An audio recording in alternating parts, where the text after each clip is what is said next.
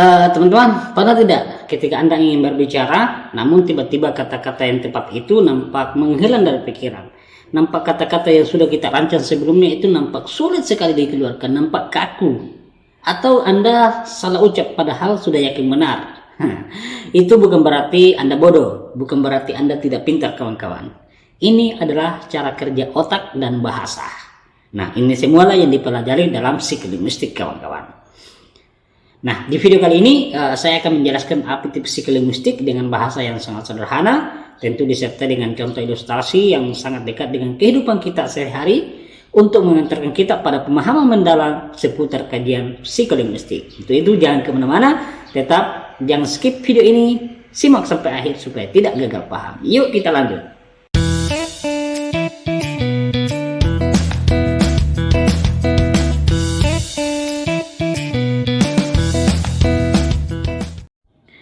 Halo, assalamualaikum warahmatullahi wabarakatuh. Salam sejahtera untuk kita semua, dan halo para mahasiswa, rekan pendidik, dan para pemerhati bahasa dimanapun berada.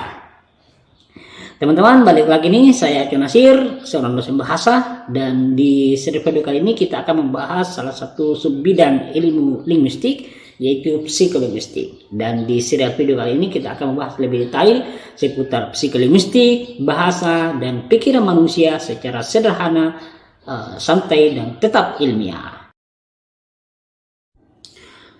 Tidak sedikit mahasiswa yang beranggapan bahwa psikolinguistik itu sulit.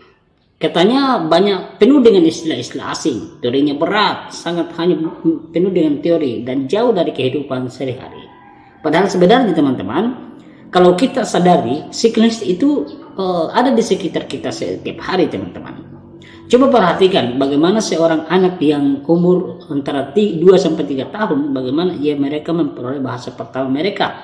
Mereka bisa berbicara dengan lancar tanpa mereka diajari tata bahasa, tanpa diajari grammar, tanpa harus diajari ini harus menggunakan subjek, ada predikat, ada objek, ada kata kerja, ada kata keterangan, ada kata sifat. Tanpa mereka diajari semua, kenapa mereka bisa berbicara? Mereka memperoleh bahasa pertama mereka dengan lancar begitu saja, tanpa diajari secara teori sebagaimana yang kita pelajari di sekolah-sekolah formal atau di pendidikan formal. Nah, mereka anak-anak ini yang umur yang masih kecil ini, mereka bisa mengatakan, "Mama mau makan, aku nggak mau itu, mau main," dan seterusnya. Nah, dan bagaimana otak mereka bisa melakukan itu? Bagaimana otak pada anak-anak kecil ini bisa melakukan semua itu? Itu yang pertama teman-teman ya. Kedua, orang dewasa bisa lupa. Orang dewasa bisa lupa kata yang sangat sederhana. Kita tahu katanya, rasanya sudah di ujung lidah, tapi namun sulit sekali keluar dari mulut kita, keluar dari lidah kita. Fenomena lupa sesaat ini bukan karena kita bodoh, bukan karena Anda bodoh. Ini adalah cara kerja memori bahasa di otak kita. Yang ketiga, kita bisa memahami kalimat yang tidak lengkap. Kenapa kita bisa memahami kalimat yang tidak lengkap? Meski kalimatnya tidak lengkap, tapi kita paham apa maksudnya. Otak kita secara otomatis akan melengkapinya. Misalnya, nanti sore di kampus ya, kalimat itu tidak lengkap, tapi otak kita secara otomatis akan melengkapi makna itu. Nah, semua fenomena sederhana ini dijelaskan dalam psikolinguistik teman-teman. Bukan teori kosong, tapi ilmu yang menjelaskan bagaimana bahasa diproses, disimpan, dan digunakan oleh otak manusia. Nah, teman-teman, sekarang kita masuk pada inti persoalan. Sekarang kita masuk pertanyaan inti. Sebenarnya apa sih itu psikolinguistik? Secara sederhana, psikolinguistik ini adalah cabang ilmu yang mempelajari hubungan antara bahasa dan proses mental manusia. Artinya, ilmu tidak hanya membahas bahasa, tetapi juga apa yang terjadi dalam pikiran dan otak ketika kita berbahasa. Kita mengamati apa sebenarnya yang terjadi dalam pikiran kita ketika kita berbicara, kita berkomunikasi satu sama lain. Nah, psikolinguistik menjawab 3 pertanyaan besar dalam hal ini. Misalnya, bagaimana bahasa dipahami sebenarnya? Sebenarnya bagaimana bahasa dipahami ketika orang lain berbicara kepada kita? Apa sebenarnya yang kita pahami itu? Ketika kita mendengar atau membaca sebuah kalimat, otak kita tidak hanya menerima bunyi atau huruf, tetapi Otak memprosesnya, mengenali kata dan menyusun makna. Lalu memahami maksud dari pembicara atau maksud dari bacaan kalau kita membaca ya. Jadi bahkan dalam waktu yang sangat cepat, seringkali tanpa kita sadari, itu proses yang terjadi. Yang kedua teman-teman, bagaimana bahasa diproduksi. Sebelum kita berbicara, otak sebenarnya sudah bekerja lebih dulu. Dengan begitu cepat, memilih kata, menyusun kalimat, lalu mengubahnya menjadi bunyi ujaran. Itu sebabnya kadang kita salah ucap, terbalik kata, atau tiba-tiba berhenti di tengah kalimat. Semua itu adalah proses mental yang dikaji dalam psikolinguistik. Yang ketiga kawan-kawan, bagaimana bahasa dipandang dalam memori. Kita bisa mengingat ribuan kata, bagaimana aturan bahasa atau grammar, tata bahasa, dan banyak makna. Namun tidak semuanya selalu mudah dipanggil kembali, mudah diingat kembali, mudah diucapkan kembali. Walaupun misalnya ada sudah ribuan kosakata yang ada di pikiran kita, namun tiba-tiba kadang tidak semua gampang kita keluarkan. Mengapa ada kata yang cepat kita ingat, sementara kata lain terasa menghilang? Psikolinguistik mempelajari cara kerja memori bahasa ini. Jadi psikolinguistik ini mempelajari juga bagaimana cara kerja memori bahasa ini. Nah, sekarang bayangkan sebuah analogi seperti ini. Otak manusia itu seperti perpustakaan yang sangat besar, yang super besar. Di dalamnya tersimpan jutaan buku berupa kata, bunyi, dan makna.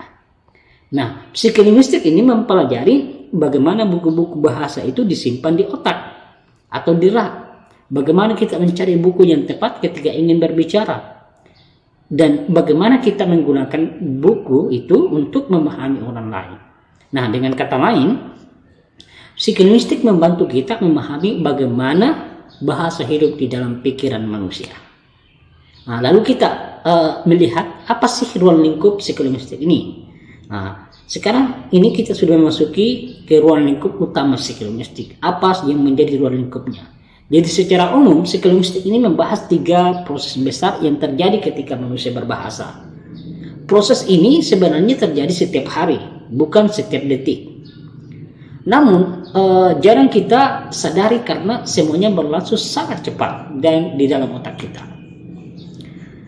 Nah, pertama kita lihat pemerolehan bahasa. Pertanyaan klasik adalah kenapa anak usia 3 tahun bisa berbicara tanpa pernah belajar teori bahasa? Nah, seperti yang saya diungkapkan di awal tadi, kenapa seorang anak yang misalnya berusia antara 2 sampai 3 tahun itu mereka bisa berbicara tanpa diajari teori misalnya tata bahasa, ini subjek, ini predikat. Mereka tidak pernah duduk di kelas sebagaimana yang kita ajarkan di sekolah-sekolah, tetapi mampu membentuk kalimat, mengajukan pertanyaan, bahkan menolak dengan tepat. Psikolinguistik ini menjelaskan bahwa anak ini memiliki mekanisme mental bawaan. Jadi psikolinguistik mengungkapkan bahwa di anak itu, setiap anak individu itu memiliki mekanisme mental bawaan yang seakan-akan ada yang sudah diprogram ya oleh Tuhan, mungkin ya oleh Tuhan, bahwa setiap individu memiliki mental bawaan yang memungkinkan mereka menyerap bahasa dan lingkungan. Mereka mendengar, meniru, mencoba, lalu memperbaiki sendiri secara alami. Jadi ada secara alami mereka bisa mendengar sendiri, meniru, mencoba, dan memperbaiki sendiri kalau misalnya ada kekeliruan. Itu terjadi secara alami. Nah, inilah yang disebut pemerolehan bahasa. Nah, itulah yang disebut dengan pemerolehan bahasa. Kalau istilah lain juga disebut dengan language acquisition. Jadi bukan belajar secara formal, tetapi proses mental yang berlangsung secara alamiah. Jadi pemerolehan bahasa itu berbeda dengan bahasa yang dipelajari saat di orang dewasa, pendidikan orang dewasa. Jadi itu ya setidaknya itu ruang lingkup pertama. Yang kedua, produksi bahasa.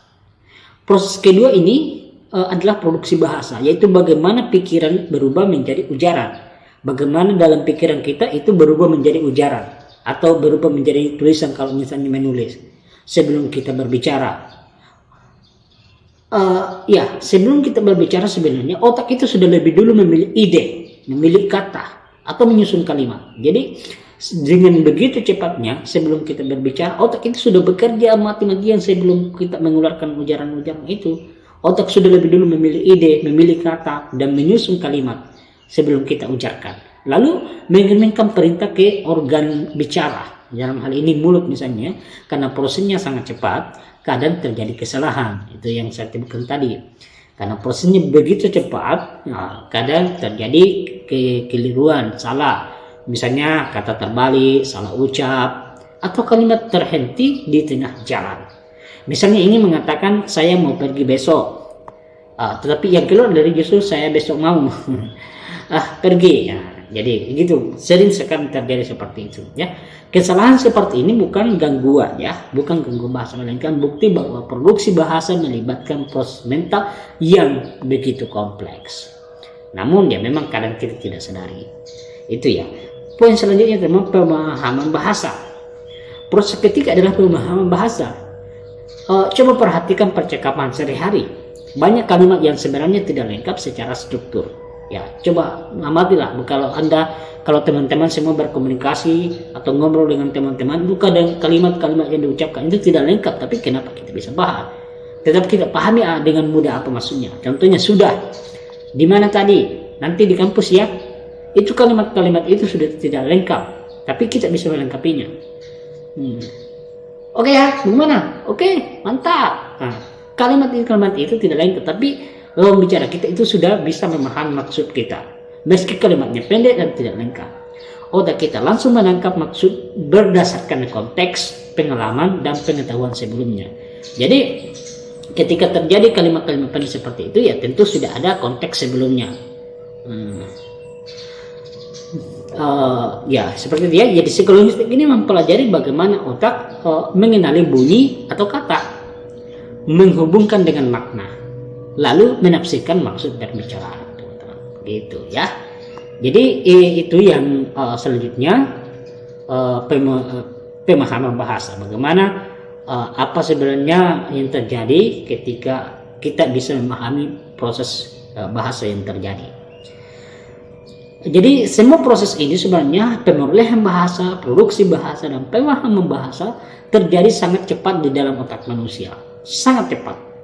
Bahkan dalam hitungan detik ya, bahkan dalam hitungan milidetik, yang dibawahnya detik lagi. Jadi kita tidak menyadarinya. Jadi kecepatan proses bahasa yang terjadi itu bahkan hitungan milidetik, kita tidak menyadarinya. Tapi kita tanpa proses mental ini, bahasa tidak akan pernah bisa digunakan. Jadi itu sebabnya banyak orang mengatakan salah satu hal yang paling mempesona dari manusia adalah kemampuan mempelajari bahasa. Karena memang di balik kemampuan kita berbicara, di balik kemampuan kita menulis, berkomunikasi, itu terjadi proses mental yang sangat kompleks. Namun kita tidak menyadarinya karena begitu cepat ya teman-teman. Nah, lalu timbul pertanyaan, apa sih manfaatnya psikolinguistik? Jadi ya tentu banyak manfaatnya juga. Psikolinguistik ini tidak hanya penting bagi mahasiswa bahasa. Jadi ini sebenarnya tidak hanya penting untuk mahasiswa yang mengambil promosi pendidikan bahasa Indonesia, bahasa Inggris, atau bahasa umum bahasa pada umumnya. Ilmu ini punya manfaat nyata bagi banyak kalangan. Karena pada dasarnya semua manusia itu menggunakan bahasa setiap hari. Jadi mari kita lihat manfaatnya dari berbagai sudut pandang. Jadi kita bisa menguraikan berbagai manfaatnya dari berbagai sudut pandang. Ya, misalnya bagi guru dan dosen misalnya. Bagi guru dan dosen misalnya, psikologi ini membantu memahami bagaimana siswa atau mahasiswa sebenarnya belajar bahasa. Jadi kita bisa memahami kondisinya ini. Dengan memahami cara kerja otak, guru tahu siswa sulit berbicara meski paham teori. Jadi guru bisa membedakan kesalahan yang wajar dan kesalahan yang perlu diperbaiki. Guru dapat memilih metode yang sesuai dengan tahap perkembangan bahasa siswa. Dengan kata lain, pengajaran bahasa menjadi lebih manusiawi, realistis, dan efektif. Gitu ya. Jadi itu misalnya manfaat bagi guru dan dosen. Lalu bagaimana manfaatnya bagi mahasiswa? Bagi mahasiswa ya psikologi bukan sekedar mata kuliah yang wajib. supaya lulus, supaya saya dapat ijazah, tidak hanya sebatas itu, tapi fondasi penting untuk penelitian dan penulisan skripsi. Melalui psikolinguistik, mahasiswa bisa mengenali proses belajar bahasa, mengkaji kesalahan berbahasa, menganalisis kemampuan berbicara, membaca dan menulis, mengaitkan bahasa dengan memori, emosi dan kognisi. Jadi psikolinguistik ini membantu mahasiswa tidak hanya menjelaskan apa yang salah, tetapi juga mengapa kesalahan-kesalahan itu bisa terjadi. Lalu bagaimana dengan manfaatnya bagi masyarakat umum? Jadi masyarakat umum psikolinguistik ini memang membantu komunikasi terjadi lebih efektif. Jadi ini psikolinguistik ini membantu komunikasi menjadi lebih efektif, lebih lancar. Kita jadi lebih sadar bahwa salah paham sering terjadi karena proses mental yang berbeda. Emosi mengaruhi cara seseorang berbicara dan memahami pesan. Jadi tidak semua orang bisa memproses bahasa dengan cepat yang sama. Dengan memahami ini, kita bisa berbicara lebih jelas, mendengarkan dengan lebih empati, dan mengurai konflik dalam komunikasi sehari-hari, atau maksudnya mengurangi konflik dalam komunikasi sehari-hari. Jadi teman-teman, sebagai akhir di serial ini, psikolinguistik ini bukan ilmu yang jauh dari kehidupan. Jadi bukan bidang ilmu yang jauh dari kehidupan kita. Ia membantu kita memahami bagaimana manusia berpikir, belajar, berinteraksi, dan melalui bahasa. Bukan hanya untuk lulus ujian ya teman-teman, tetapi untuk menjadi komunikator dan pendidik yang lebih baik. Sebagai penutup kawan-kawan, di video berikutnya kita akan membahas psikolinguistik dengan contoh-contoh yang lebih konkret dan aplikatif. Dan tentu tidak hanya akan berbicara teori panjang lebar, tetapi juga akan melihat bagaimana psikolinguistik digunakan dalam penelitian dan penulisan skripsi, dalam proses belajar dan mengajar bahasa, serta dalam kehidupan komunikasi sehari-hari.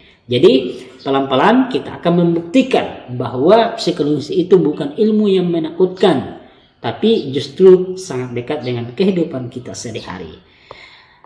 Teman-teman, bagi Anda yang ingin belajar psikolinguistik secara lebih sistematis dan terstruktur, saya sudah menulis sebuah e-book ya tentang psikolinguistik yang dirancang untuk mahasiswa, dosen, dan pembaca umum. Bahasanya sederhana dan aplikatif. Contohnya disertai dengan berbagai contoh yang sangat dekat dengan kehidupan kita dalam dunia pendidikan, kehidupan sehari-hari, dan tentu cocok bagi pengalaman pegangan kuliah maupun referensi awal penelitian. Link e-booknya ada di deskripsi video kita ya teman-teman. Jika Anda merasa video ini bermanfaat, jangan lupa like, komen, dan share ya, agar tidak ketinggalan pembahasan psikolinguistik selanjutnya. Terima kasih sudah menonton. Sampai bertemu di video berikutnya. Assalamualaikum warahmatullahi wabarakatuh.